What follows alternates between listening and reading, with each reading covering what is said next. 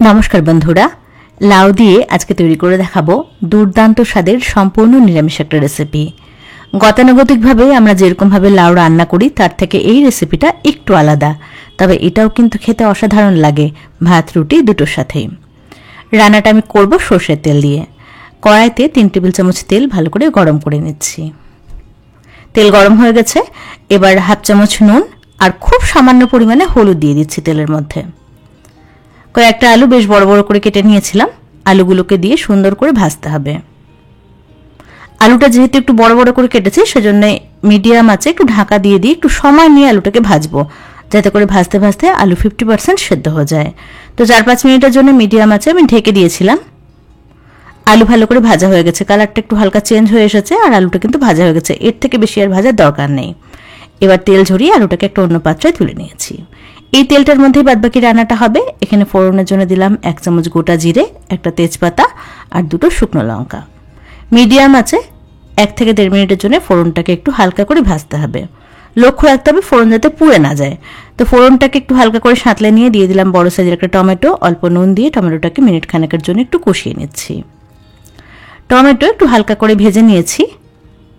এবার দিয়ে দেব 1 টেবিল চামচ মতন আদা আর কাঁচা লঙ্কা বাটা। এখানে 3টে কাঁচা লঙ্কা আর 1 ইঞ্চি আদা আমি বেটে নিয়েছিলাম। সবকিছুকে ভালো করে কষিয়ে নিতে হবে। তো মশলাটা কষানো হতে থাকুক। এদিকে একটা বাটিতে নিয়ে নিচ্ছি হাফ চামচ ধনে গুঁড়ো, জিরে গুঁড়ো হাফ চামচ হলুদ আর কালারের জন্য হাফ চামচ কাশ্মীরি রেড চিলি পাউডার। অল্প জল দিয়ে সবকিছুকে একসাথে মিশিয়ে নেব। এতে করে গুঁড়ো মশলাগুলো একটু ফুলে উঠবে আর বাটা মশলা দিয়ে রান্না করলে যেরকম কালার হয় বা টেস্ট হয় সেই রকম হবে। তো মশলার পেস্ট রেডি হয়ে গেছে। এদিকে কিন্তু এই মশলাটাও খুব ভালো করে কষানো হয়ে গেছে। টমেটোটা বেশ সুন্দর নরম হয়ে এসেছে। এবার গুঁড়ো মশলার যে পেস্টটা ছিল সেটা দিয়ে দিলাম। সবকিছুকে আরও একবার ভালো করে কষিয়ে নিচ্ছি। তো মশলা এখানে কষতে থাকুক। এদিকে দেখুন আমি লাউ কেটে নিয়েছি। লাউটাকে খুব বেশি ছোট করে কাটেনি, মাঝারি পিস করে কেটে নিয়েছি, মানে ডুমো ডুমো করে লাউটাকে আমি কেটে নিয়েছি। এখানে একটা মাঝারি সাইজের লাউয়ের অর্ধেকটা আমি কেটে নিয়েছিলাম। মশলা খুব ভালো করে কষানো হয়ে গেছে, তেল ছাড়তে শুরু করেছে মশলা থেকে। এবার লাউটাকে দিয়ে দিলাম।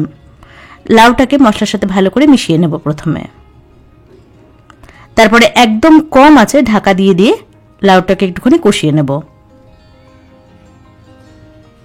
এই সময় যদি মনে হয় মশলাটা বেশি ড্রাই লাগছে তাহলে সামান্য পরিমাণে জলের ছিটে দিতে পারেন। তবে আমি কোনো জলের ছিটে দিইনি, কারণ লাউটা কচি ছিল, লাউ থেকে কিন্তু অনেক জল বেরিয়েছে। একদম কম আছে, মোটামুটি 5-6 মিনিট আমি ঢাকা দিয়ে রেখেছিলাম। এর মধ্যে দেখুন লাউটা কিন্তু একটু নরম হয়ে এসেছে আর লাউ থেকে বেশ অনেকটাই জল বেরিয়ে এসেছে। এবার এখানে ভেজে রাখা আলুটাকে দিয়ে দিলাম। আলু আর লাউ দুটোকেই একসাথে ভালো করে কষিয়ে নিচ্ছি। এইভাবে রান্না করে দেখবেন, খেতে কিন্তু বেশ ভালো লাগে।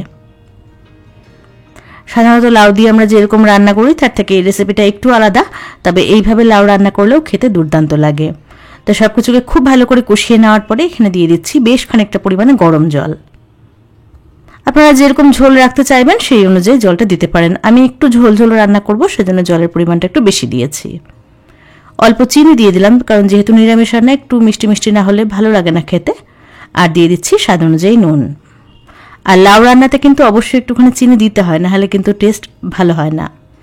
নুন চিনিটাকে ভালো করে মিশিয়ে নিয়েছি।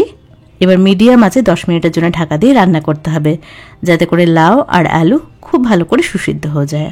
তো 10 মিনিট মিডিয়াম আঁচে রান্না করার পরে ঢাকনাটাকে খুলে নিয়েছি। দারুণ একটা ফ্লেভার বেরিয়েছে। লাউ আর আলু কিন্তু খুবই ভালো করে সেদ্ধ হয়ে গেছে, রান্নাটা অলমোস্ট হয়ে এসেছে। নামানোর আগে দিয়ে দিচ্ছি সামান্য পরিমাণে গরম মশলার গুঁড়ো আর একটুখানি ঘি। যে কোনো নিরামিষ রান্নায় ঘি গরম মশলা ছাড়া আমার কাছে মনে হয় অসম্পূর্ণ। তো একটুখানি ঘি গরম মশলাটাকে ভালো করে মিশিয়ে নিয়ে গ্যাসের ফ্লেমটাকে অফ করে 10 মিনিট ঢাকা দিয়ে রাখবো, যাতে করে ঘি আর গরম মশলার ফ্লেভারটা ঝোলের মধ্যে খুব ভালো করে বসে যায়।